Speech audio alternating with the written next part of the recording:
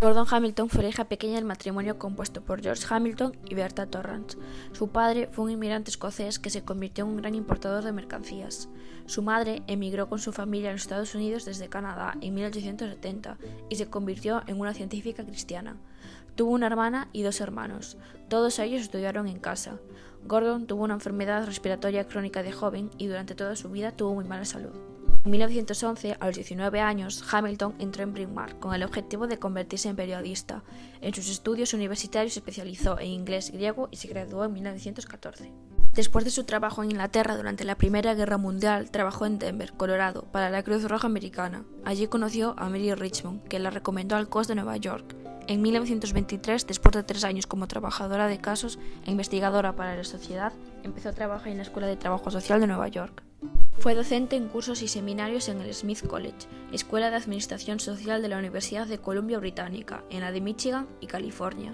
Fue consultora de las Naciones Unidas para ayudar a refugiados de guerra, directora de Trabajo Social de la Agencia Federal de Ayuda de Emergencia, consejera del curso de entrenamiento de la Oficina Federal de Asistencia Social y del Ministerio del Niño de los Estados Unidos. Fue nombrada doctora honoris causa de Smith College y de la Universidad de Columbia. Después de su jubilación, trabajó como editora jefa de la revista Social Work, proponiendo ideas sobre la especialización del método y la unidad de las metas y los valores del trabajo social. En 1962 propuso que la administración de las prestaciones para el mantenimiento de las rentas estuviera separada de los programas de servicios sociales. Contexto de Estados Unidos. Entre 1861 y 1865 se produce una guerra de secesión o civil que enfrentó al sur y al norte y el motivo central fue la esclavitud. El mayor representante de esta lucha fue Abraham Lincoln. Este logra abolir la esclavitud en Estados Unidos en 1865. Durante el periodo de reconstrucción se modificaron leyes y el modo de gobierno. Se permitió la participación en el poder legislativo a la población afroamericana. En este periodo se forma el Ku Klux Klan. En 1877 finaliza esta reconstrucción, se retoma la esclavitud y opresión para el pueblo afroamericano. Contexto en el que vivió Gordon Hamilton. Periodo de industrialización e inmigración. Entre 1865 y 1918 se produce un proceso de industrialización en el norte. En 1870 y 1900 tuvo lugar un periodo de crecimiento económico, donde los grandes empresarios se vieron beneficiados, lo cual provocó un agravamiento en las diferencias de clases sociales. La denuncia de los obreros por las malas condiciones dio lugar al movimiento obrero. Paralelamente, se produce la llegada de muchísimos inmigrantes y se produce en el país la primera identidad multicultural. Posteriormente llega el periodo de entreguerras.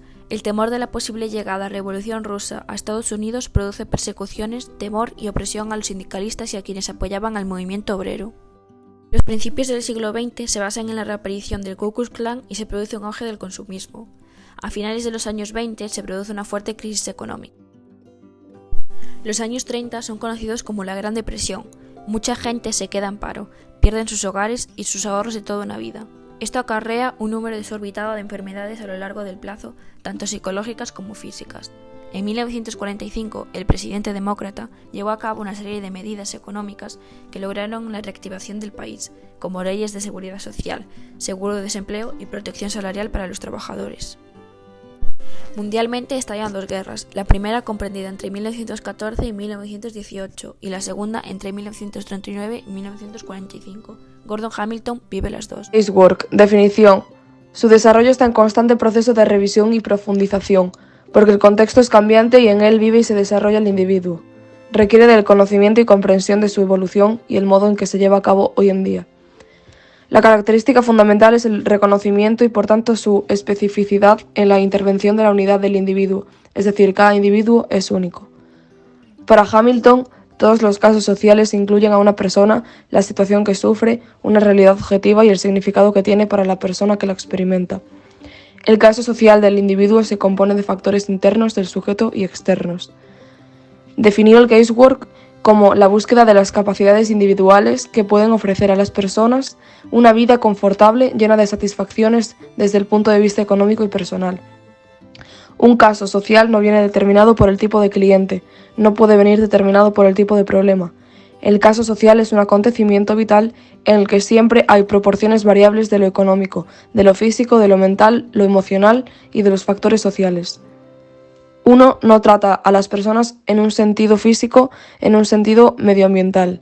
Las trata en relación con sus experiencias sociales y con relación a sus sentimientos con respecto a estas experiencias.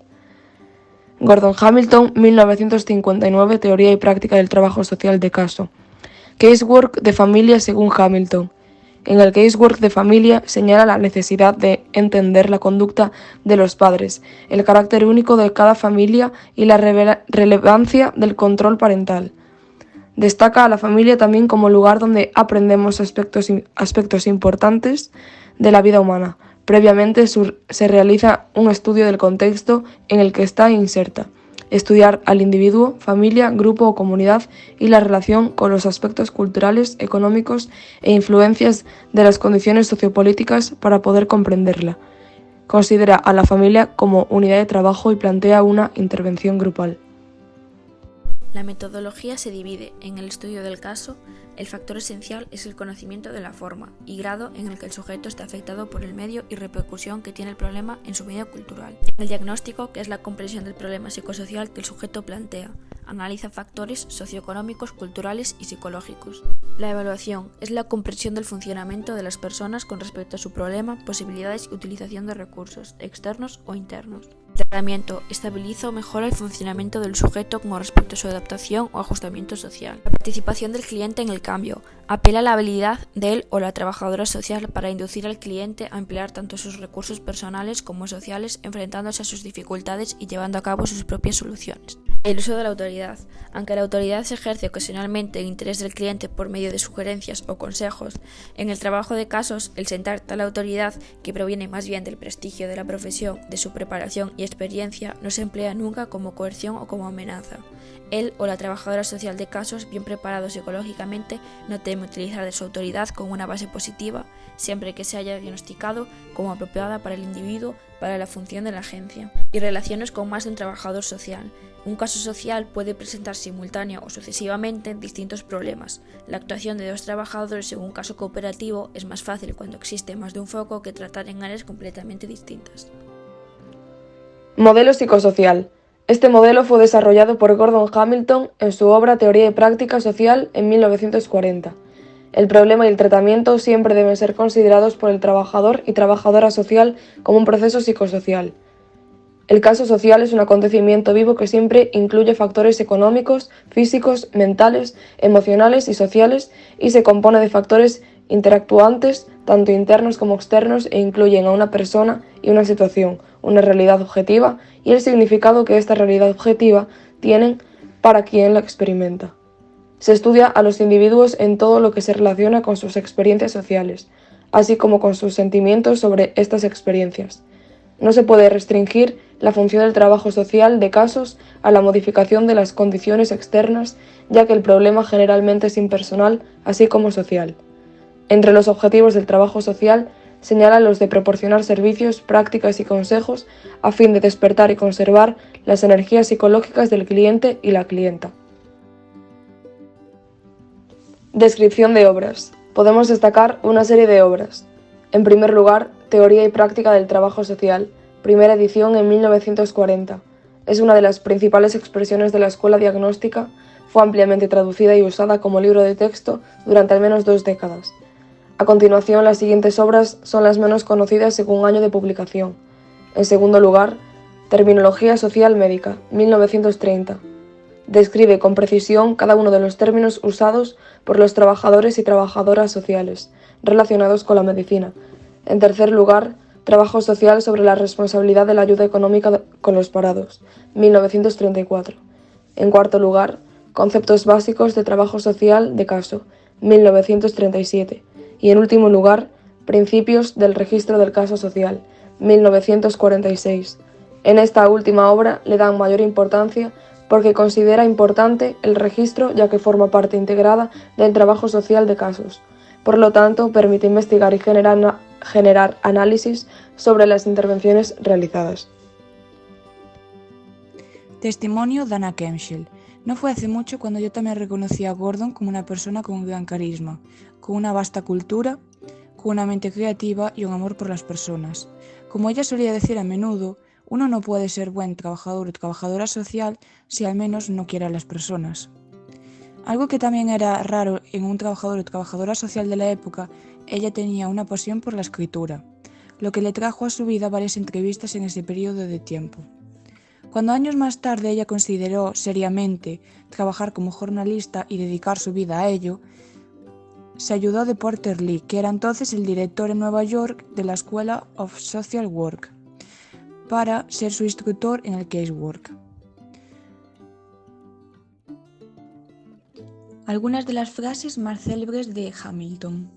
Nuestro trabajo no es resolver sus problemas, sino ayudarles a poner en marcha sus potencialidades y capacidades para que lo resuelva por sí mismo. Las técnicas particulares que se emplean dependen de la naturaleza del problema profesional planteado y del fin que se persigue, ya se trate de obtener información, de prestar un servicio eficaz, de aclarar una decisión que se aconseja, de sostener moralmente al cliente o de motivar un cambio de actitud y de conducta. El trabajo social de casos se ha ocupado siempre de la familia como la unidad social primaria, dentro de la que se forman los conceptos que, en nuestra cultura, tienen un sentido profundo. Apenas podemos entender cuál es la conducta aceptable y cuál es la inaceptable, si no entendemos por completo el papel de los padres.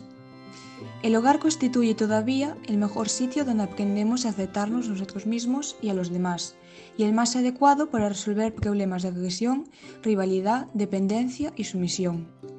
La familia puede no ser el punto de partida de la economía, pero seguramente es en su seno donde nacen los sentimientos. Registro social. La mayor contribución de Gordon Hamilton la encontramos en su trabajo como profesora y escritora. Como profesora, trabajó con Evelyn Barnes y Philip Klein en el desarrollo de un programa de doctorado de trabajo social. A este primer programa continuaron otros doctorados en otras universidades americanas, siendo ella la que impulsó este nivel de formación. Fue consultora de las Naciones Unidas para ayudar a refugiados en guerra, directora de Trabajo Social de la Agencia Federal de Ayuda de Emergencia, entre otros. Es considerada como una de las figuras representativas del trabajo social de caso, individual y familiar, dado que sus trabajos influenciaron profundamente el desarrollo de la teoría del casework. Después de su jubilación en Columbia, trabajó como editora jefe en la revista Social Work, proponiendo ideas sobre la especialización del método y la unidad de las metas y los valores del trabajo social. En una editorial de 1969 propuso que la administración de las prestaciones para el mantenimiento de las rentas estuvieran separadas de los programas de servicios sociales.